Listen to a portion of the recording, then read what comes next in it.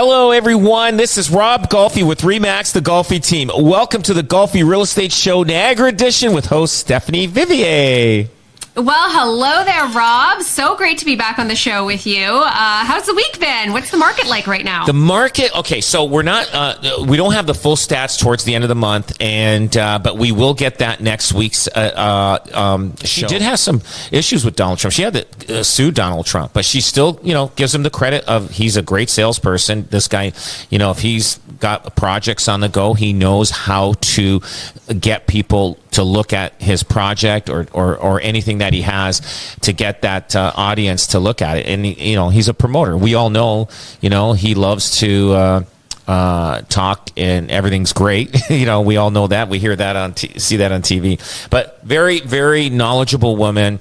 I'm actually lucky and privileged that I actually can chat with her and get some experiences that she's done that could help my business right here in the Golden Horseshoe.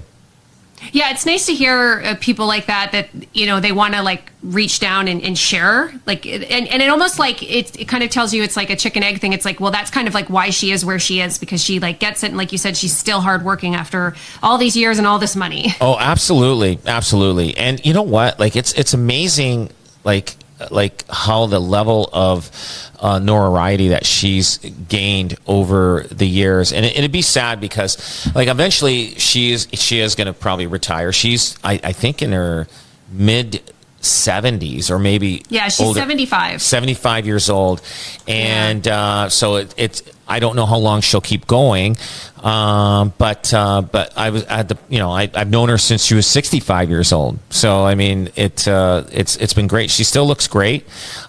She's got she's funny to be around. She likes to joke around all the time. She's always joking around, having fun, and no, it's really good. I'm so happy that we've got somebody like that can help with me with my business. I love it. Okay, and then you come back energized and more ready to help everybody here in Niagara. We are speaking with Rob Golfi from the Golfi team, the number one REMAX team in Canada. If you want to give them a call, 905-641-0308. Online, robgolfi.com. Rob is going to stick around, and he has a lot for us today on the show, including an update to one landlord that we've been talking about who has been homeless because her tenant wouldn't move out. We'll find out if she's finally in her home. That's all coming up here on News Talk 610 CKTV. Welcome back to the Golfi Real Estate Show Niagara edition. I'm your host, Steph Vivier, and the one and only Rob Golfi is with us today. He was just telling us about his very exciting trip off to New York to hang out with Barbara Corcoran from Shark Tank. Now, back closer to home, Rob, I saw this story in the newspaper, and you can't help but feel for this couple in Fort Erie. Now, they bought a brand new home, but it's already no good. What's happening here? Yeah, you know what? It's so sad that these people purchased a house in July of 2021 from the original buyer, which the original buyer wasn't there very long. A year after it had been built as part of the 100-home subdivision by Marina Homes. They were experiencing leaky windows, roof water damage, corroding foundation not strong enough to support the house. Can you believe that?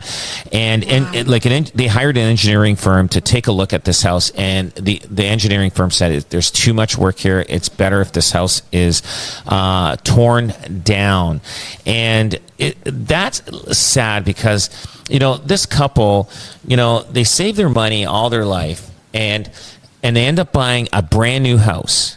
And what happens is they find out this house has it should be destroyed. It should be ripped down.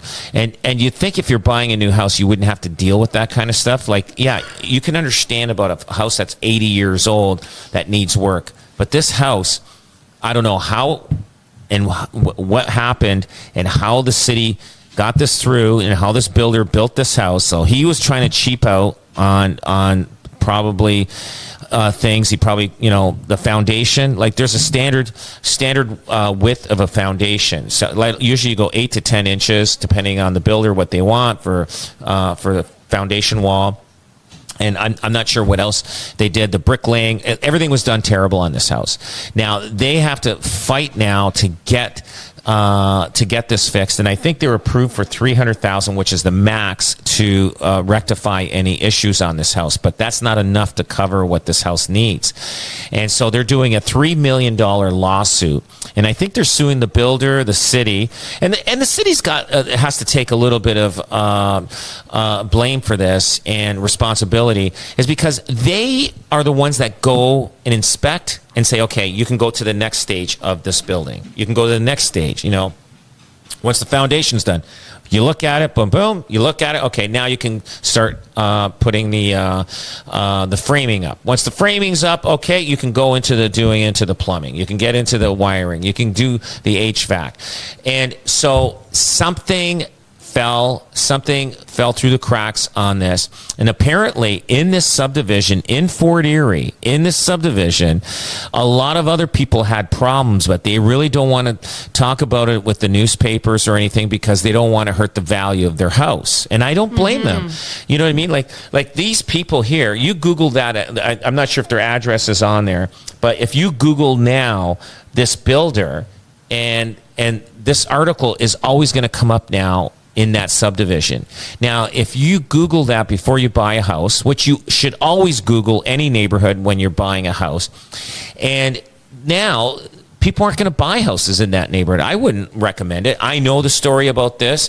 I know what's going on. Guess what? Hey, we get a buyer that's calling us and say, hey, we're looking for a house. We saw one in the subdivision. Stay away from there, I would say, because these people have major problems. Those other people in that subdivision, they may not have major problems right now, but they will have major problems as time goes on. And right now, anybody that wants to put their house up for sale in this neighborhood, forget it. You know what I mean? You might as well just wait a different time once the dust settles about this neighborhood. So these people, the consumer, the judge is going to favor into them. For sure, because they're going to favor and the city or the builder. And the builder, he can file bankruptcy, but somebody's going to pay, and they will get compensated for all this problem that they had. And I feel sorry for them. It's not a good thing. It's not something anybody would want to go through, especially buying a house that's only a year old. Yeah, you think you're getting something new, and even people will seek out new things because they go, okay, we're spending all this money on the house. We don't want to have repairs to worry about, added expense, and those kinds of things. And this poor couple got the opposite. Rob, you mentioned that they were entitled to $300,000. That's through the Tarion, the new home warranty that we have.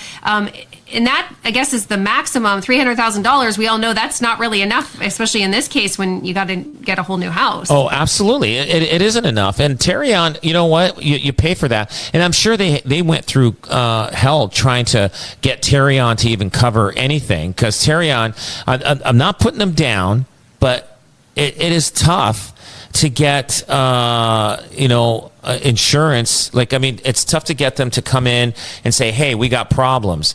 And I'm sure they had to get a lawyer to deal with that. And they shouldn't have to, because when you buy a brand new house, the original owners would pay Tarion on the day of closing. They go, okay, here's the Tarion, and this is the insurance that if any event that there's any problems with the house, you are covered. That's an insurance, like any other insurance you buy. So that carries with the house into the second owner, which is these people, but they probably went through hell just trying to get them. They finally agreed, like, yeah, this house definitely needs work and it needs things, but when you're only up to what do you call it? When you're only up to 300,000, and these houses, right now, to build, like, it's not going to be 300,000. They're going to be in for $500,000 or more. And so with all the anguish and everything that they're going through, they're going after the $3 million. They won't get $3 million, but they will get money to tear down, build a new house, and then they can put on the sign in front, not built by this builder. So they can do that. And it is. No, there was problems like this. There was a house in Hamilton that Mike Holmes went, and Mike Holmes from the the TV show. Homes on Homes. I don't know if that's Homes. still the name of the show. Yeah. There was a house, and I knew of the builder in Hamilton, and he said this house had to be destroyed. And what happened there, and this was bad. I think the builder, he was a small builder. He was paying off the inspector, say, hey, here's $500, just give a quick look and stuff. I'll take you to a hockey game, all that kind of stuff. And guess what? That home was garbage. That home was garbage. And it was on TV. They showed it and showed how bad it was and everything, and so you got to be careful. You got to Google the neighborhood that you're buying a house, Google the builder, Google everything. It tells you everything, and you'll find out. I mean, there's some great reputable builders out there, and you know what, and they care about what they build, and sometimes whatever the standard is, whatever the what they're building, they'll do it a little better than what the code is. You know what I mean? So and which is great. But now, anybody else, you gotta watch. Now your reputable builders out there that have been around for a long time, those are the guys you got to buy from. These new guys, you really got to be careful, and you really got to have you got to really interview them very strongly. Some